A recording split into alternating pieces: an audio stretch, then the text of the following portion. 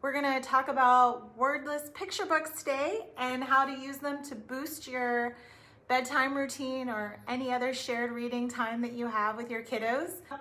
I thought I might be able to share some of the ways that we as a community can grow together and share our favorite things. And my favorite thing in the world, other than my children, is wordless picture books. So I'm totally gonna geek out with you guys for about 15 minutes, and feel free to ask questions, ask me why this is so important. Hopefully I'll go over that. I have some talking points, so if you miss something, the video will be available on the Improvised Therapy webpage, and I'm just so excited to be offering this opportunity for you all. So why are wordless picture books a powerhouse of opportunity? Because they can target all sorts of different cognitive and communication and emotional learning domains. And they do that because they're completely open-ended in the sense that we're not stuck to a script. We as parents and our children get to develop the story based on what we observe within the pictures. And so the illustrators of a really good picture book have, a really good wordless picture book, have set it up so there's a really nice framework that the narrative will always be operating within.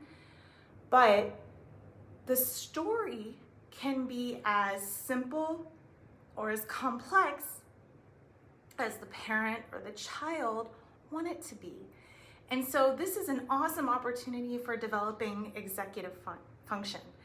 And when we talk about executive function, I know a lot of people hear this term, but in terms of the narrative, what we're thinking about are the sequencing, how the story is going to play out, the order that things are happening. But in terms of what we can offer our children through the use of wordless picture books, we're offering them this chance to develop cognitive flexibility, that a story can change depending on who's telling the story, that a story can change depending on how a person is feeling in a moment, that they can have the characters feel those things too, and they can interpret accurately maybe a picture in the story, but also that that picture is open for interpretation. So when we teach our children how to read, a lot of times we focus on like, these are the words and this is what it says. Wordless picture books give us a chance to really focus on comprehension and these higher level tasks that are important for understanding a story. And cognitive flexibility is a huge part of that, because someone else can read the same story and get something different out of it.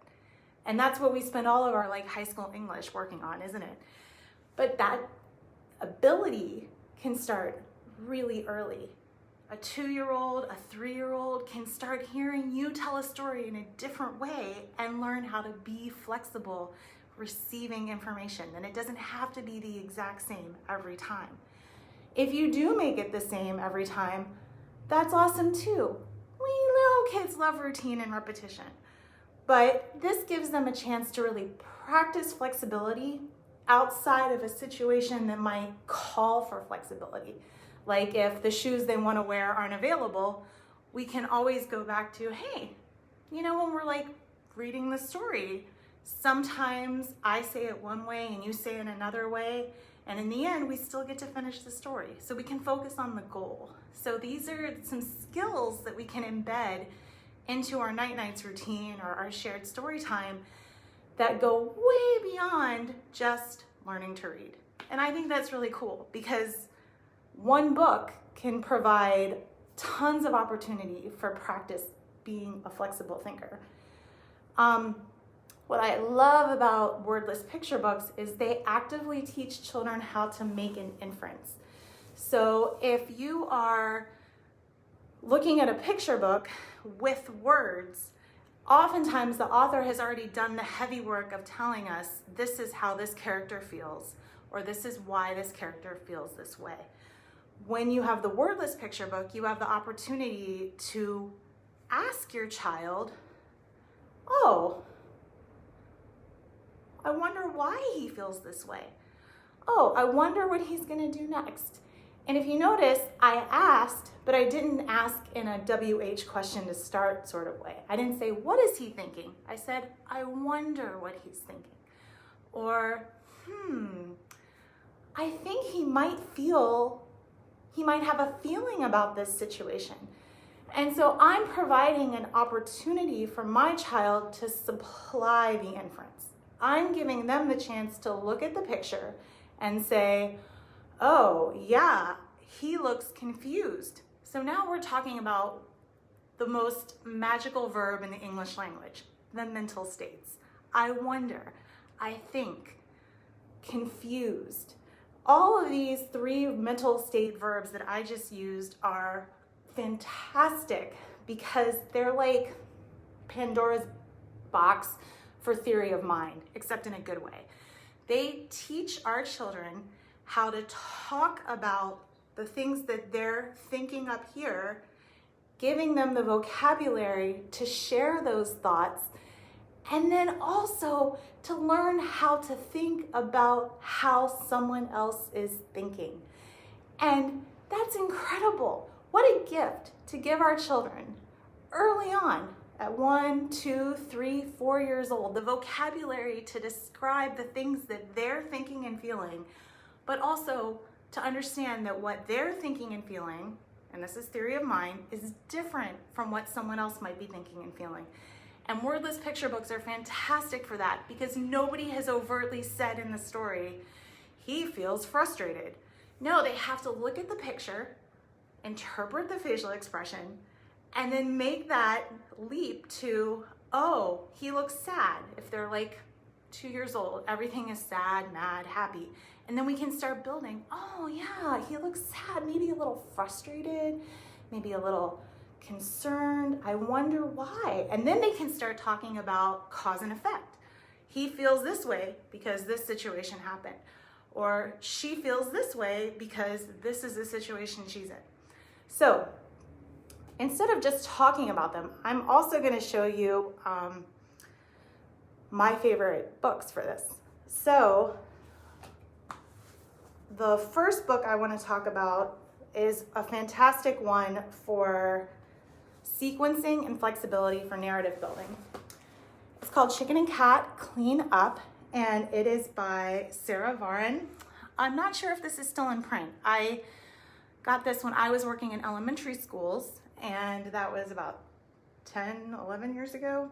And so I'm gonna look and see if it's still available. It wasn't on Amazon, but it might be available from other buyers or other sellers.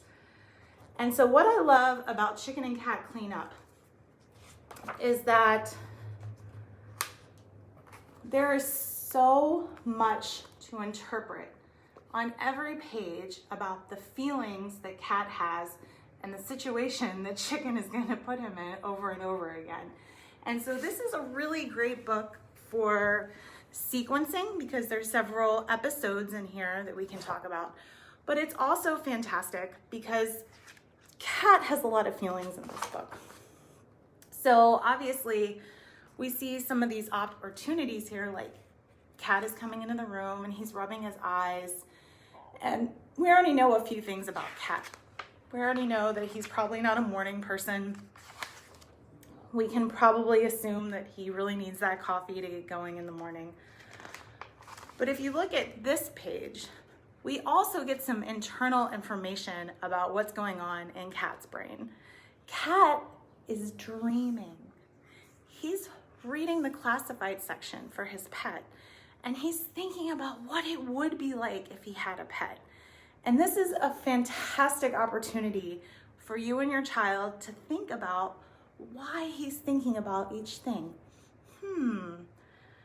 Cat's wondering what it would be like to own a pet. Oh, I wonder what he's thinking about with this. What would he do with his sheep? So they're getting into conditionals. We're building a lot of really complex language here for our narrative, but we can also simplify it. Like, Cat dreams of having a sheep. He wants to make his own sweater or his own scarf from the wool. So you could pare that language down to Cat wants a horse.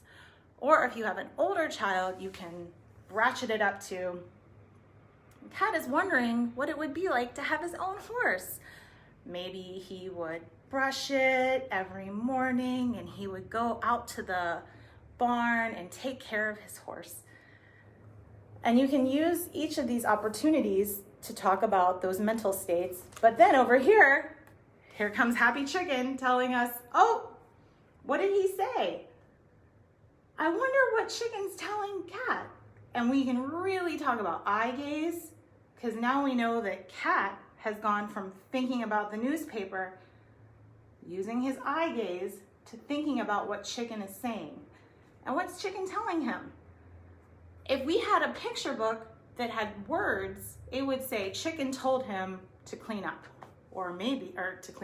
it's time to get ready to go. But we don't have that, so we can allow our child to make this inference for us if this is the first time they're reading the story. Or we can talk about why we chose the words that we did when we were telling the story. We can say, oh, and then Chicken looks at his watch and says, hey, Cat. And then we can pause and give our child an opportunity to fill that in. So you can see that there is so much flexibility within the story for who's telling the story. Is it me telling the story? Is my child telling the story? Are we going back and forth? It doesn't have to be static. It can be a very dynamic opportunity. And if your child's like in a super cuddly, just read to me mood, you can tell this whole story yourself.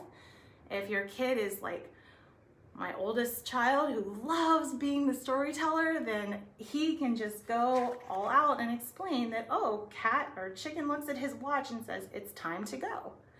And then all of Chicken or Cat's dreams, pop, pop, pop. Now he has to focus on work.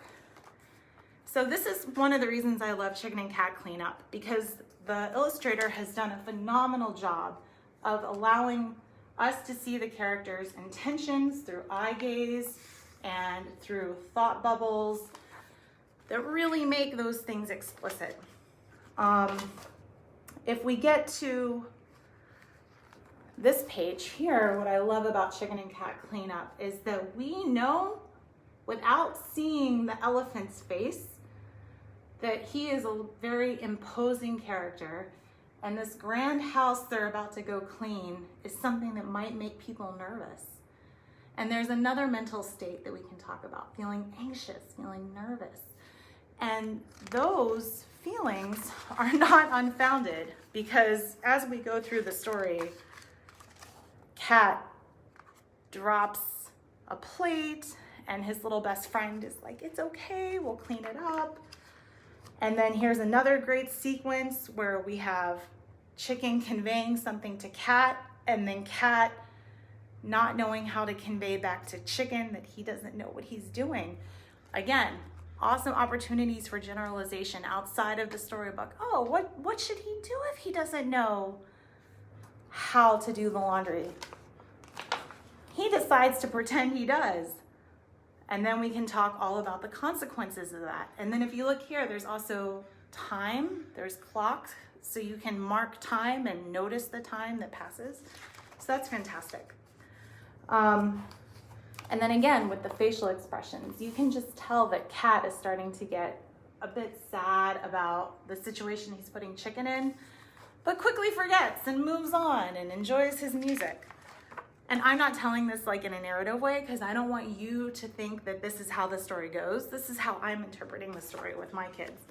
But this might be one of my favorite pages. When Chicken is fed up and Cat is just like, I can't do anything right, so I'm gonna sit here on the porch or sit here on the sofa.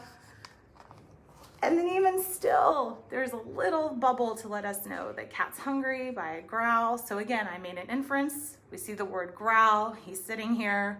We can overtly talk to our children about how I got to Cat's hungry. And then chomp. And the look of horror on Elephant's face is just makes me like jump up and down with joy, because he is livid and kicks Cat out. But fret not, Cat's feeling despondent, he feels sad. Elephant is feeling very suspicious. He doesn't want him to come back in. And so then, I love this page, because this is when we get to talk about mental state words like notice.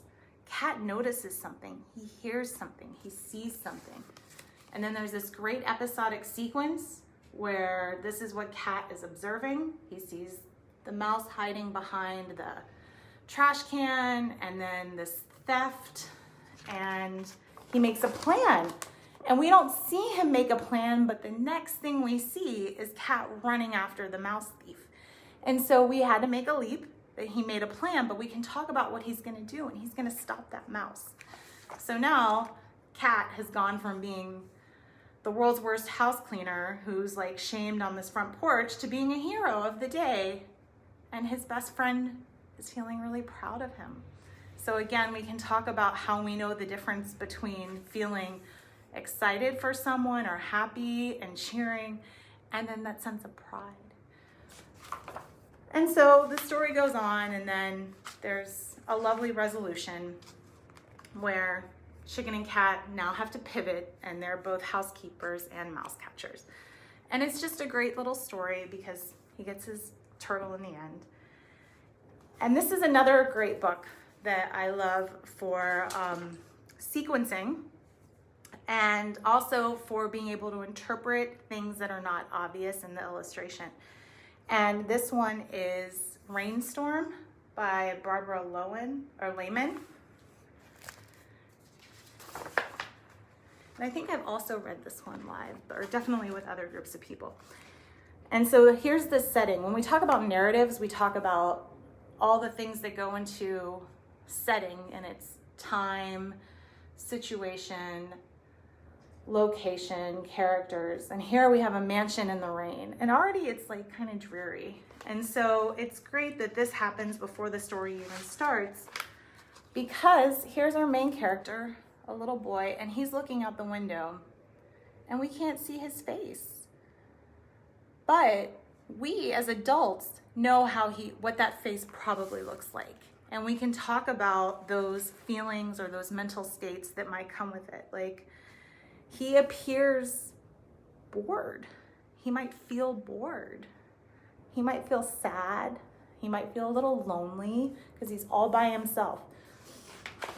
And so this is a great one for, the pictures are huge, the facial expressions are clear, like the ball rolls down the steps. And if we're making a really close observation, we can see almost the little gasp that comes out of his mouth, like, oh no. And that's great because this sets us up for the initiating event for the story, that we've got this key that he finds.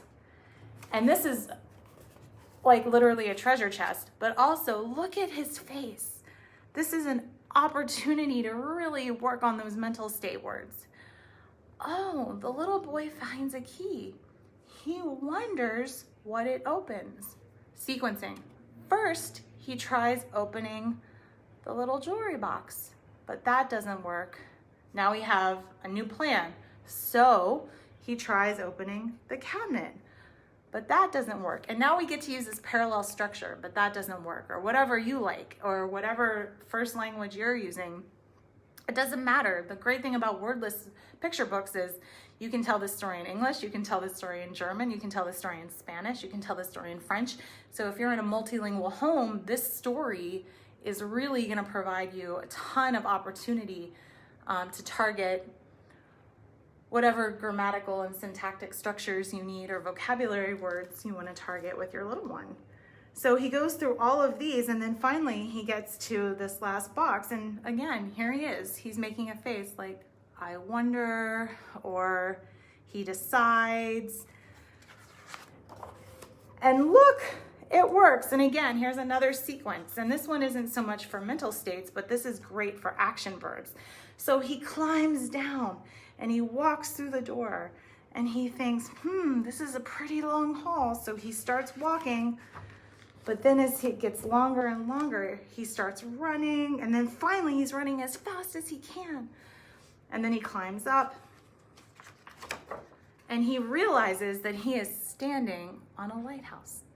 So this one is great because the pictures are really easy to interpret.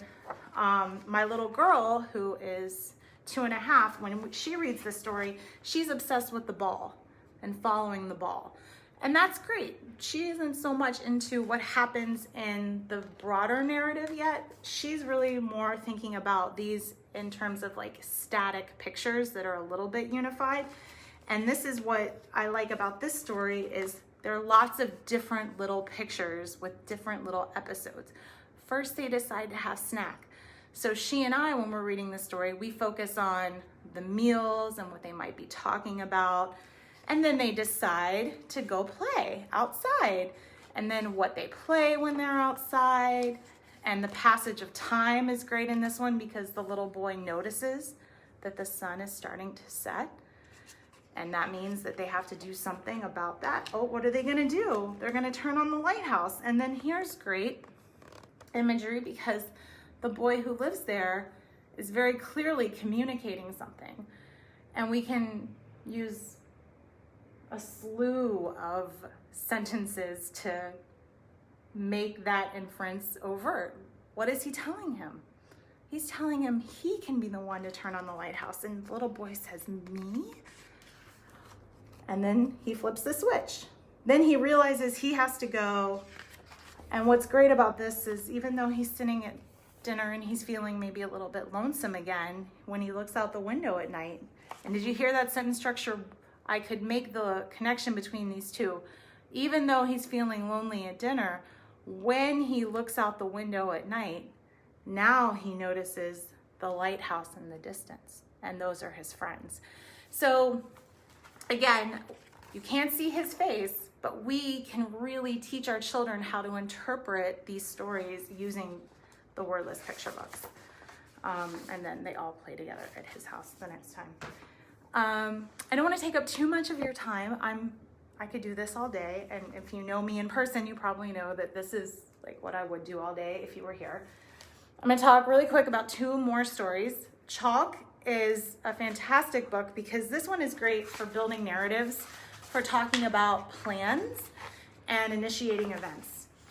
And again, rainy days seem to be like the time when people like to think about crazy things that might happen and adventures. So here's some kids walking in the rain, and they find some pieces of chalk. And I also, if you'll notice, these books also do highlight children and people of color. I think it's really important to have a variety of characters that don't just reflect, you know, what my family might look like. And so Chalk and Rainstorm are really nice because they are a multi-ethnic character set. And this is great because they have Bill Thompson, sorry, that's who illustrated Chalk. He does a great job of taking the pictures of the individual person and highlighting their facial expressions as they move through the chalk.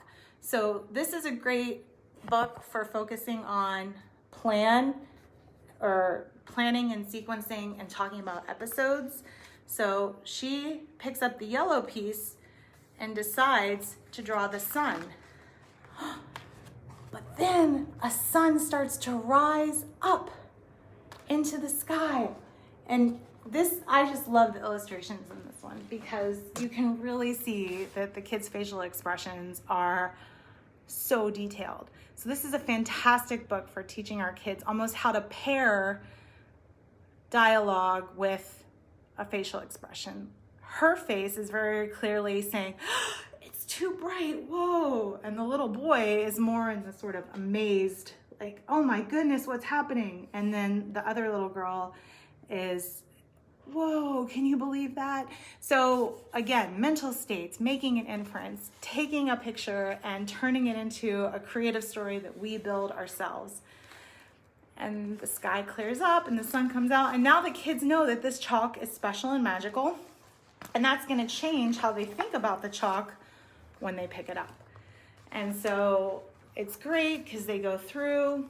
And when in our family, even though we tell the story a different way every time, in our family, this is always a little boy named Jacob, who is my nephew. And Jacob is always feeling sneaky. He's always feeling a little bit mischievous. And so he draws the dinosaur, and guess what happens? Ah, dinosaur! So there goes the dinosaur, chasing after the kids. They're all running for their lives and hiding. And then again, when we get to the initiation, plan, execution sequence, Jacob is the one who's responsible for making it right, because he's the one who created the situation where now they're being attacked by a dinosaur on the playground. And he remembers that he has a blue piece of chalk with him. So he draws a rain cloud, and suddenly the rain starts to fall. And we always make the same sound on this page. The dinosaur feels the rain falling and notices the sky is starting to get cloudy again. And that's where we get the dinosaur yelling, "I'm melting!" So even though we're being flexible within the framework of the story, we do have some pages that are always the same over and over. And part of it is that our kids just love hearing us yell, "I'm melting!" And so they walk off and they put the chalk back. And the little boy, Jacob, turns back and he wonders if anyone else is going to find that chalk today. In our family, that's how we always end the story. But in your family, you can end it a different way. And so the last book that I want to talk about is Pancakes for Breakfast. And the reason I love this one too, again, they're all basically similar in that they focus on sequencing. They focus on facial expressions and interpreting and making inferences and building your narratives so that your child doesn't have to follow a script that they've memorized. They can have the flexibility and the ability to start learning how to tell their own stories. And in Pancakes for Breakfast, what I love about this book is, again, we see a lot of the thought bubbles. And the thought bubbles allow us to talk about planning, talk about coming up with a plan, evaluating the solution. Did it work? Do I have to start over? And this one's great because it has a lot of good panels for sequence, just like Rainstorm. And you can see that she's surprised to realize that she's out of eggs. So she goes out to the hen house and collects her eggs. And then she's gonna go back inside and she realizes that she's out of butter. So this poor long-suffering woman just wants her pancakes and nothing is going right for her. But it's great too, because then you can see that she's still happily following along. And then again, wordless picture books are great because it doesn't say how much time passes. We get to kind of talk about how we know how much time passes. And then when everything is finally ready, she realizes there's no maple syrup. So she goes to the neighbor. This is the quick and dirty. And she's dreaming about what she's gonna do when she gets home. This is my favorite page in this book. She is doing something that in the world of Sarah Ward, who is one of my favorite executive function, and Kristen Jacobson, they are a team. They present on executive function training in children and adults. And they talk about prospective thinking. What am I gonna do when I get to the point where I have to do something? And that ability to think about how we're gonna do something later is huge in our ability to complete tasks as adults or as adolescents and adults. And this is a great picture for perspective memory. When she gets there, she is going to crack the eggs and mix up the batter and put the batter on the frying pan and flip those flapjacks and eat her giant stack of pancakes. So this is a great opportunity. If you have a child who you are really working with, okay, it's time to go upstairs and get ready for bed. this is the same kind of thing. Oh, I'm sitting down here and now I'm thinking about going upstairs and getting out my pajamas and taking off my clothes and putting my pajamas on and getting my toothbrush and brushing my teeth and brushing my hair and then calling mommy to tell me I'm ready for bed. So this whole picture is totally generalizable to some other concept that we can think about what we're gonna do before we do it. That might be an older child skill, but it's, again, I am all for like talking about those things way before your child should be expected to do it to lay that base. But then when she gets home, she is horrified to find that her pets have totally destroyed her plans by knocking over the milk, knocking over the eggs, pouring the flour on the floor, and love this. Her hopes and dreams for pancakes fly away and vanish until she sniffs something in the air. What is that delicious smell? What could it be? We don't know yet. So this is another opportunity for our child to guess or make an inference or learn how we use these clues and cues to know what's going to happen. You and I know what's going to be in this house down the way. And now they get to find out that she's going to ask for a pancake or two. And then she eats all of them. And she's satisfied. So those are the 4 books that I wanted to go over. I hope you got something out of this. My goal was to explain a little bit about how wordless picture books provide the opportunity for executive function, for sequencing, for flexibility, for that perspective memory. That's huge for executive function. Learning how to make an inference, how to interpret facial expressions, or when, like in Rainstorm, we can't see a person's face, we can still have an idea about what they might be thinking. Theory of mind, that what I'm thinking is different than what someone else is thinking. And learning what goes into a story, what builds a narrative, these little episodes that go into a broader sequence of a story.